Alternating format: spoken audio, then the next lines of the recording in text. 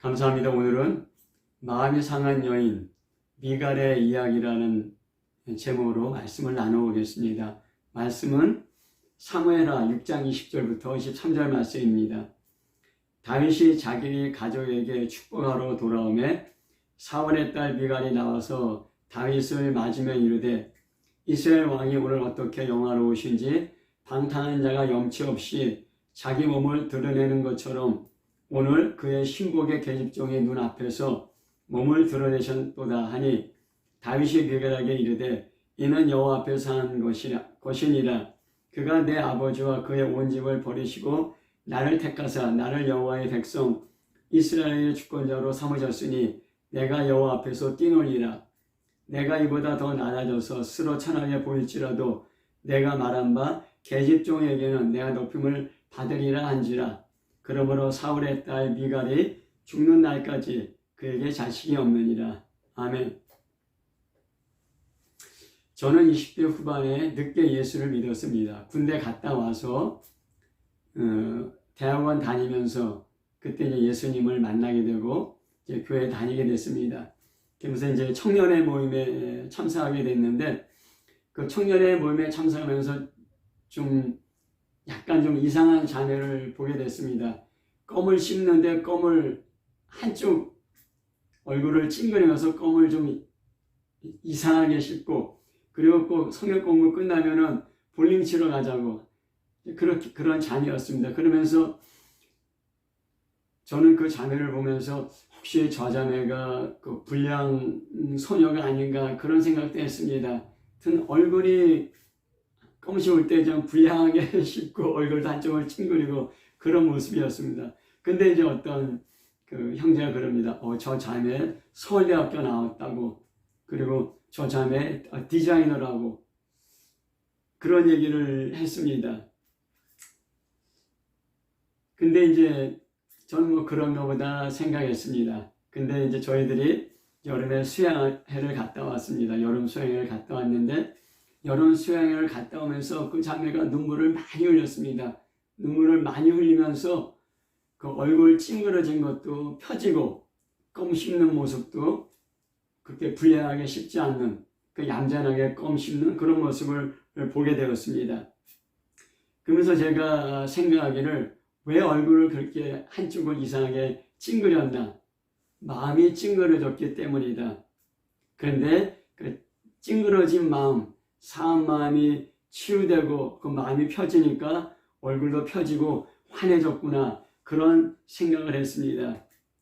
그 자매는 서울대 나온 지성인입니다.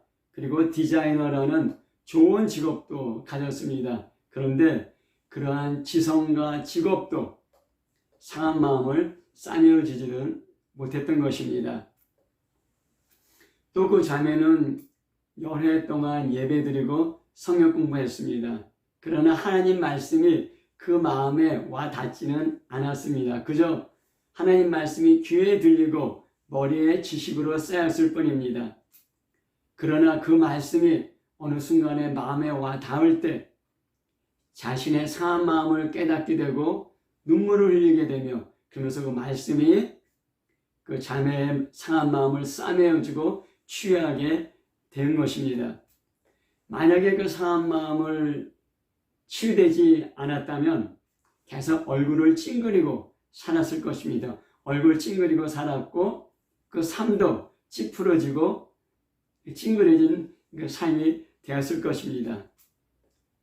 오늘은 사랑으로 출발했지만 자신이 통제할 수 없는 환경과 사건으로 인해 상한 마음을 가지게 되었고, 그래서 이 상한 마음이 치유되지 못해 불행한 인생으로 마친 여인의 이야기를 살펴보도록 하겠습니다. 미갈입니다.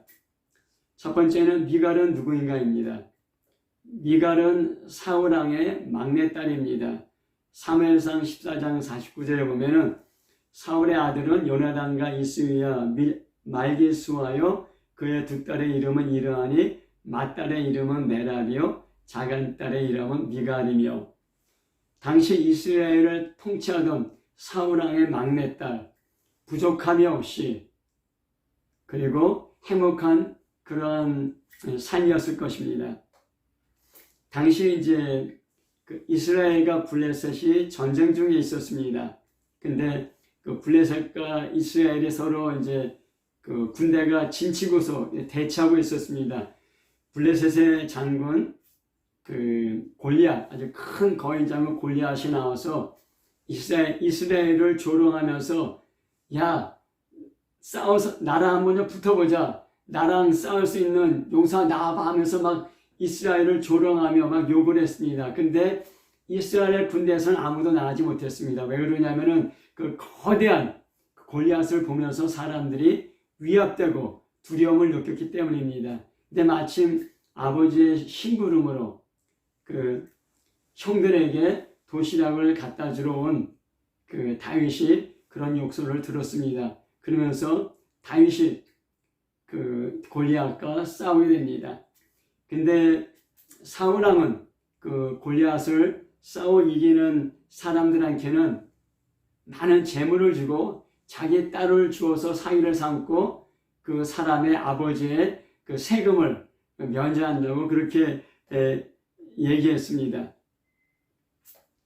다윗은 하나님을 의지한 목동 다윗은 블레셋의 거대한 장군 골리앗을 물맷돌로 죽이고 승리했습니다. 그러자 그 이스라엘 여인들이 이기고 승리하고 돌아온 이스라엘 군대를 보면서 노래하며 춤을 추었습니다. 근데 뭐라고 했냐면은 사무엘상 18장 7절에 보면은 사울이 죽인 자는 천천히요 다윗은 만만이로다. 사울왕이 이 말을 듣고 이 노래를 듣고 불쾌한 생각이 들었습니다. 그리고 그 이스라엘 백성의 마음이 다윗에게 쏠리는 것을 보고서 시기하고 분노하였습니다. 그래서 그 사울왕은 자기가 그 골리앗을 쳐 죽인 이스라엘 용사에게 자기 딸을 주겠다고 맹세했지만은 자기 딸을 다윗에게 주지 않았습니다. 그래서 큰딸 메랍을 무알라 사람 아드리엘에게 아내로 주었습니다. 그런데 그 사울왕의 둘째 딸 미갈이 다윗을 사랑하게 되었습니다. 그래서 어떤 사람이 사울왕에게 당신의 딸 미갈이 사울을 사랑한다고 얘기했습니다. 그랬더니 사울이 그 일을 좋게 여겨서 다윗에게 얘기했습니다. 내가 블레셋 사람의 피부 껍질 100개를 가져오면은 내 딸 미갈을 너에게 주겠다. 사실 사울의 속셈은 다윗이 블레셋 사람의 그 사람 껍질 100개를 가져오도록 전쟁하게 해서 다윗을 죽이려는 생각이었습니다. 그런데 다윗은 블레셋 사람 200명을 죽이고 그 200명의 그 껍질을 사울에게 바쳤습니다. 미갈도 다윗을 사랑했고 다윗도 그 미갈을 아내로 얻기 위해서 자기의 최대 노력을 한 것입니다. 미갈과 다윗은 서로 사랑하는 사이였습니다. 그래서 사울왕은 그 자기 딸 미갈을 다윗에게 시집 보냈습니다.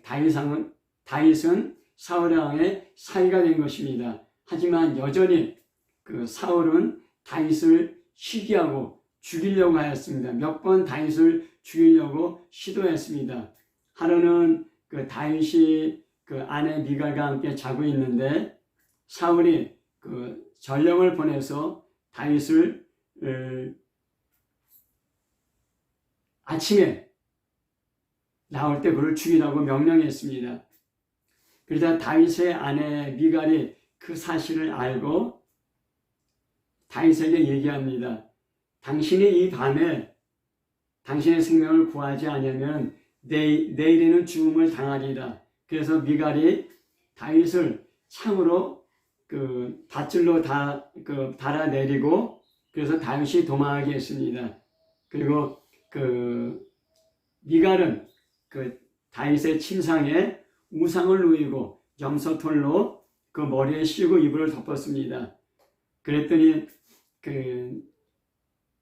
그 사울이 보낸 전령들이 다윗이 자고 있어서 침상에 누워 있어서 못 데리고 왔습니다 그랬더니 사울 왕이 그 침상째 들고 와라. 아주 다윗을 죽이려고 단단히 작정한 것입니다. 그때 전령들이 왔을 때 다윗은 도망가고 그 우산과 그 염소털로 침상을 꾸미는 것을 깨닫게 되었습니다. 그래서 다윗은 도피했지만은 사울 왕은 계속 다윗을 추격해서 죽이려고 하였고 자기 딸 미갈을 그 갈림에 사는 라이스의 아들 발디에게 주었습니다. 미갈은 다윗을 사랑했고 다윗도 미갈도 사랑했습니다. 그런데 아버지가 자기 남편 다윗을 죽이려고 합니다. 그래서 아버지의 그런 죽이려는 그런 살수를 피해서 다윗을 도망시켰는데 아버지가 자기를 아무런 관계없는 발디라는 사람에게 시집을 보낸 것입니다. 그래서 미갈은 그런 발디라는 사람과 살게 되었습니다. 사울은 계속 다윗을 추격하다가 다시 이제 블레셋과의 전쟁에서 죽게 되었습니다. 그래서 그 사울 왕의 그 남은 자손, 그 이스보셋을 따르는 이스라엘 왕국과 다윗을 따르는 다윗 왕국으로 서로 나누어지게 됐습니다. 그 다윗의 왕국은 점점 강해지고 그 사울의 왕국은 점점 약화되었습니다. 그래서 그 이스보셋이 그 사울의 왕국 이스보셋의 그 장군 아브넬이 다윗에게 와서 그 우리 서로 내가 이 이스라엘의 그 사울 왕국을 당신에게 넘겨주겠다. 우리 서로 화친하자. 그렇게 얘기했습니다. 그랬더니 이제 다윗이 얘기했는데 다윗이 무엇을 얘기했냐면 그럼 내 아내 미갈을 돌려달라. 그렇게 얘기한 것입니다. 그래서 사무엘하 3장 13절 16절에 보면은 다윗이 이르되 좋다. 내가 너와 언약을 맺거니와 내가 내게 한 가지 일을 요구하노니 나를 보러 올 때 우선 사울의 딸 미갈을 데리고 오라. 그러하지 아니하면 내 얼굴을 보지 못하리라 하고 다윗이 사울의 아들 이스보셋에게 전령들을 보내 이르되 내 처 미갈을 내게로 돌리라. 그는 내가 전에 블레 사람의 포피 100개로 나와 정원한 자니라 하니 이스보셋이 사람을 보내 그의 남편 라이스의 아들 발디엘에게서 그를 빼앗아 오매 그의 남편이 그와 함께 오되 울며 바울임까지 따라왔더니 아브넬이 그에게 돌아가라고 하매 돌아가니라. 한번 생각해 보십시오. 다윗이 내 아내 미갈을 돌려달라 하니까 그때 다윗은 점점 강해지고 그 사울의 왕국은 점점 약해졌기 때문에 사울 왕국의 이스보셋이 그 미갈을 다윗에게 다시 돌려버립니다. 근데 이게 미갈은 발디엘이라는 사람과 다시 재혼해서 살고 있었습니다. 그런 미갈에게 갑자기 발디엘과의 관계를 끊어버리고 다윗에게 보내는 것입니다. 그래서 그 발디엘을 떠나는 미갈의 마음, 그때 뭐라고 얘기했냐면은 그 남편 라이스의 아들 발디엘이 그를 빼앗아 오매 그의 남편이 그와 함께 오며 울며 바울임까지 따라갔더라. 그 미갈을 그 발디엘에서 빼앗아서 다윗에게로 보냅니다. 그랬더니 발디엘이 울면서 그 바울임이라는 데까지 미갈을 따라왔습니다. 그 미갈의 마음이 어떻겠습니까? 그래서 결국 미갈은 다윗과 만나서 다시 이제 그 결혼 생활을 하게 되었습니다. 다시 다윗과 살게 된 미갈, 그녀는 과연 행복했을까요? 그러면서 결국 그 다윗의 왕국과 자기 남편 다윗의 왕국과 자기 아버지 사울의 왕국은 계속 전쟁 중에 있었고 결국은 그 자기 아버지의 나라 사울의 왕국은 무너지고 자기 남편의 나라 다윗 왕국이 이제 이스라엘을 통일하게 됩니다. 그러면서 이제 미갈은 다윗과 살게 됩니다. 그런 미갈의 마음, 그렇게 다윗과 다시 만나서 살게 되면서 미갈의 마음은 과연 행복했을까요? 미갈의 마음은 과연 기뻤을까요? 저는 그렇지 않다고 생각합니다. 미갈에는 많은 그 여러 가지 자기가 통제할 수 없는 사건을 통해서 그 마음에 많은 상처와 아픔이 있었을 거라고. 그래서 그런 상처와 아픔을 갖고 미갈은 다윗과 함께 살아갔을 것입니다. 근데 당시 이스라엘에 하나님의 법궤가 있었습니다. 이스라엘은 그때 성막이 있었고, 성막의 가장 핵심, 성막의 지성소에 법궤가 있었는데, 그 법궤는 이스라엘의 종교의 핵심이었습니다. 근데 당시 하나님의 법궤는 바알레 유다, 그러니까 기럇 여아림의 아비나답 집에 있었습니다. 다윗은 이스라엘을 통일한 다음에 이 법궤를 다윗 성으로 옮기려고 하였습니다. 근데 사무엘하 6장 16절에 보면은 여호와의 궤가 다윗 성으로 들어올 때 사울의 딸 미갈이 창으로 내다보다가 다윗 왕이 여호와의 앞에서 뛰놀며 춤추는 것을 보고 심중에 그를 업신여기니라.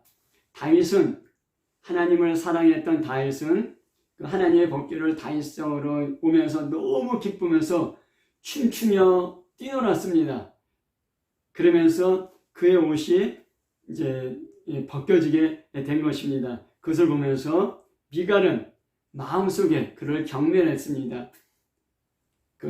심중에 그를 업신여기니라 했는데 마음속으로 그를 멸시하고 경멸하고 가볍게 여겼다는 것입니다. 그래서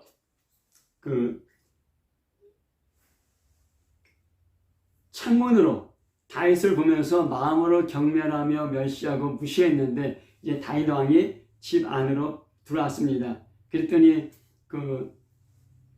미갈이 다윗에게 얘기합니다. 이스라엘 왕이 오늘날 어떻게 영화로운신지, 방탕한 자가 염치 없이 자기 몸을 드러내는 것처럼 오늘날 그 신복의 계집종의 눈앞에 몸을 드러내셨도다. 마음속으로 여호와의 궤 앞에서 뛰놀며 춤추며 옷이 벗겨지도록 춤추는 다윗을 보면서 멸시하고 무시했고, 다윗이 집 안에 들어왔을 때 말로 그를 비방했습니다. 그래서 다윗은 자기를 비방하는 미갈에게 노하였고, 사무엘하 6장 23절에 보면은 그러므로 사울의 딸 미갈이 죽는 날까지 그에게 자식이 없으니라 이렇게 얘기했습니다. 여기서 우리가 두 가지를 볼 수 있습니다. 다윗과 미갈이 부부관계는 가졌지만 자식이 없을 수가 있습니다. 근데 부인이 자식이 없으면은 그 당시 이스라엘 사회에서는 존경을 받지 못했습니다. 자기의 의무를 다하지 못한 것이었기 때문에 행복하다고 볼 수가 없습니다. 두 번째는 다윗과 미갈이 부부관계를 갖지 않았다는 것입니다. 다윗이 다시는 미갈을 찾지 않았다는 것입니다. 하나님의 법궤를 갖고 오면서 기뻐 뛰며 춤추는 다윗이 비록 옷이 벗겨졌지만은 그것을 마음속으로 경멸하고 멸시하고 또 들어왔을 때 말로 다윗을 비방하는 그 미갈에게 다윗은 이제 접근하지 않았고 외면하며 살게 되었다는 것입니다. 그래서 부관계를 갖지 않았고, 이것은 정말 미갈에게는 매우 불행한 삶이라고 볼 수가 있습니다. 그럼 우리가 두 번째를 볼 것은 왜 미갈은 법궤를 옮기는 다윗의 기쁨에 찬 춤을 멸시하고 비방하였는가입니다.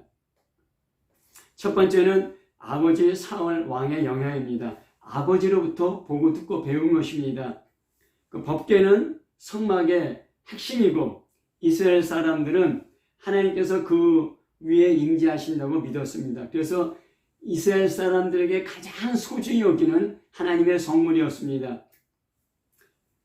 당시 그 법궤가 오벳 에돔의 집에 머물렀습니다. 근데 오벳 에돔의 집에 머무르는 동안 사울 왕이 하나님의 법궤를 존중하였다거나 하나님의 법궤를 찾아가 봤다거나 그런 기록이 없습니다. 사울 왕은 하나님의 법궤에 대해서 하나님에 대해서 존중하거나 경외하는 그런 모습을 자기 딸 미갈에게 보이지 않았고, 미갈도 그런 아버지의 모습을 통해서 하나님을 경외하거나 존중하는, 또는 하나님이 계시다고 상징되는 법궤를 존중하거나 경외하는 마음을 갖지 않았기 때문입니다.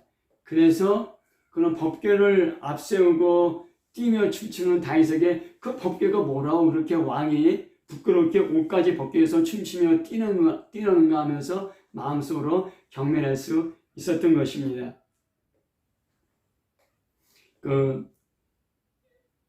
쇠마라고, 신명기 6장 4절부터 9절을 쇠마라고 아주 유명한 그런 구절입니다. 이것이 신명기 이스라엘에서 자기 자녀가 태어났을 때 제일 먼저 가르치는 말씀이 이 말씀이라고 합니다. 신명기 6장 4절부터 9절 말씀 보면은, 이스라엘아 들으라, 우리 하나님 여호와는 오직 유일한 여호와시니 너는 마음을 다하고 뜻을 다하고 힘을 다하여 내 하나님 여호와를 사랑하라.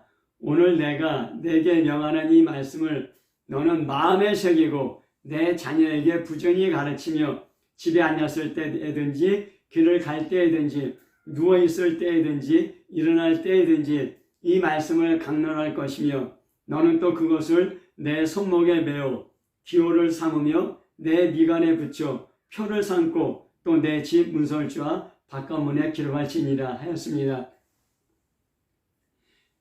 하나님의 말씀을 마음에 새기라는 것입니다. 마음에 새긴다는 얘기는 그 말씀을 간직하고 그 말씀대로 살라는 얘기입니다.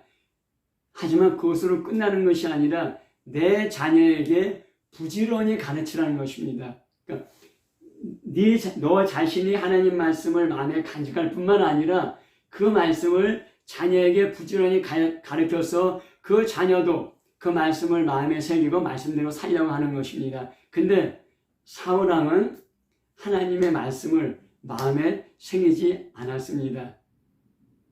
그래서 그 하나님의 법궤를 존중하거나 소중히 다루지 않았던 것입니다. 그뿐만 아니라 자기 자식에게, 자기 딸 미갈에게 하나님을 존중하고 하나님을 경외하며 하나님의 법궤를 소중히 여기는 것을 가르쳐주지 않았던 것입니다. 그래서 사울의 딸 미갈이라는 말이 두 번씩 나옵니다. 사울의 딸 미갈, 사울의 딸 미갈. 사울로부터 하나님 경외하는 것을 배우지 못한 사울의 딸 미갈, 하나님이 임재하신다는 법궤를 존중히 여긴 것을 배우지 못한 미갈. 그래서 미갈은 그런 법궤 앞에서 뛰놀며 춤추며 기뻐하는 다윗을 멸시하고 무시했던 것입니다. 두 번째는 미갈 안에 마음에 상처가 있던 것입니다. 미갈은 다윗을 사랑했고 다윗도 미갈을 사랑했습니다. 그래서 미갈을 얻기 위해 블레셋 사람을 200명이나 쳐 죽인 것입니다. 하지만은 아버지 사울이 자기 남편 다윗을 죽이려고 수없이 시도했습니다. 또한 아버지 사울은 미갈을 발디엘에게 다시 시집 보냈습니다. 그리고 또 다시 사울이 왕권을 갖고 강력해지자 이 사울 왕권 이스보셋에게 자기 부인 미갈을 돌려달라고 요구했고 미갈을 다윗에게 돌려주었습니다. 그때 발디엘은 울면서 미갈을 따라왔던 것입니다. 또 사울의 왕국과 다윗의 왕국이 서로 충돌하였습니다. 아버지의 나라와 남편의 나라가 서로 충돌하였습니다. 결국 아버지의 나라가 망하고 남편의 나라가 세워진 것입니다. 이러한 여러 가지 사건들을 통해서 자기가 통제할 수 없는 그런 사건들입니다. 자기가 통제할 수 없는 그런 환경들입니다. 그런 것들을 통해서 미갈 안에는 마음에 많은 상처와 상한 마음이 있게 된 것입니다.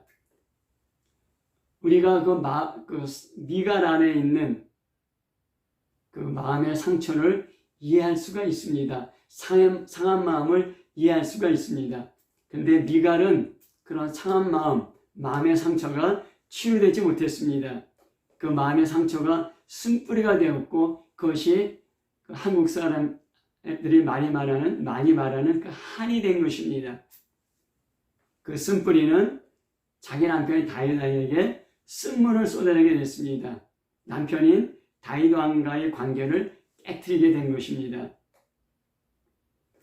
상한 마음이 치유되지 않을 때 그 마음의 상처를 주었다고 생각하는 사람에게 분노, 비난, 원망이 나오게 됩니다. 그리고 이러한 분노, 비난, 원망은 결국 자기에게 돌아오게 되고 상한 마음의 상처가 결국 상처낸 인생의 결과로 자기 자신에게 돌아오게 되는 것입니다. 심은 대로 거두게 되는 것입니다. 좋은 나무에서 좋은 열매, 나쁜 나무에서 나쁜 열매 맺습니다.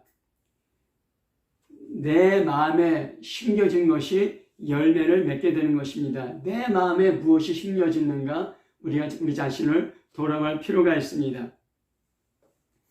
누가복음 6장 45절에 선한 사람은 마음에 쌓은 선에서 선을 내고 악한 사람은 그 쌓은 악에서 악을 내나니 이는 마음에 가득한 것을 입으로 말함이라 하였습니다.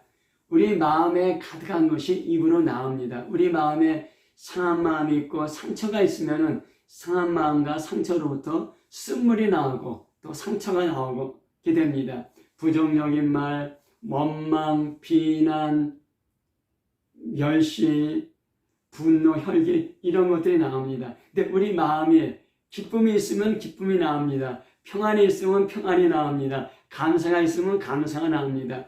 우리 마음에 쌓여진 것이 우리 입으로 나오는 것입니다. 우리 마음에 무엇이 쌓여져 있는가 우리 자신을 돌아볼 필요가 있습니다. 어떤 사람의 마음은 정말 아름다운 꽃밭과 같습니다. 그래서 아름다운 말, 아름다운 향기로운 말이 나옵니다. 근데 어떤 사람의 마음은 아주 잡초가 가득한 그런 쓸모없는 밭과 같습니다. 거기서는 잡초 같은 말, 잡초 같은 그런 쓸모없는 부정적인 말들이 나오게 되는 것입니다. 내 마음에 무엇이 쌓여 있고 또 내 마음이 어떤 상태입니까? 우리 자신을 돌아봐야 됩니다. 치유되지 못한 상한 마음의 상처는 쓴뿌리가 되어서 첫 번째로는 자신을 아프게 합니다.